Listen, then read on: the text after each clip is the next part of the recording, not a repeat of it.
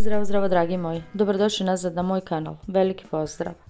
U šokantnom preokretu događaja Jagmor Yüksel, hvaljena glumica hit serije Krvavo cvijeće osveta, otkrila je niz tajni koje okružuju koleginicu Gulum Baktaš, zazivajući talase intriga među obožavateljima i insajderima iz industrije. Usred drami šire se glasine da bi se Boris Baktaš, koji glumi glavnog glumca u hit seriji Krvavo cvijeće osveta, mogao oprostiti od hvaljene serije.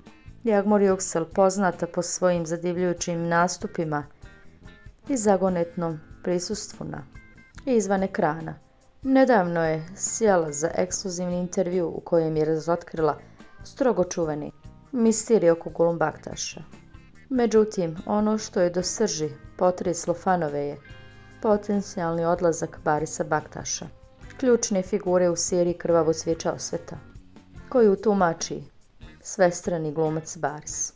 Kako su se zavjese povukle na ovu tajnu aferu, fanovi su ostali zapanjeni otkrićima koja su sipala sa usana Jagmor Yüksela.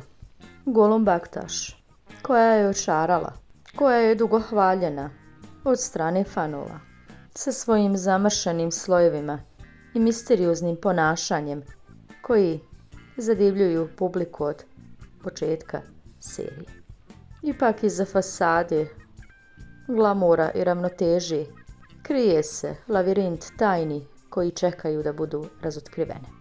Otkriće Jagmor Yüksela bacaju svjetlo na složnost koja pokriva Gulum Baktaša, nudeći fanovima uvid u burno putovanje i izazove sa kojima se suočava. Na tom putu od tajnih saveza do skrivenih planova, Gulum Baktaš se pojavljuje kao velika sila spremna da redefiniše dinamiku unutar univerzuma. Krvavo cvijeće osveta. Međutim, usred otkrića oko Gulum Baktaša, šaputanje o neizvjesnosti nadvijaju se nad budućnošću Borisa Baktaša, kojeg tumači cijenjeni glumac Boris, poznat po svom zapovjednom prisustvu i nijansiranom prikazu sukobljenog lika. Boris Baktaš stoji kao oslonac u zamršenoj tapiseriji Krvavo cvijeće osveta.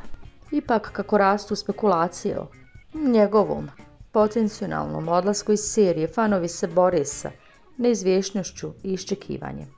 Hvala vam puno što ste gledali moj video. Vidimo se u sljedećem videu. Veliki pozdrav!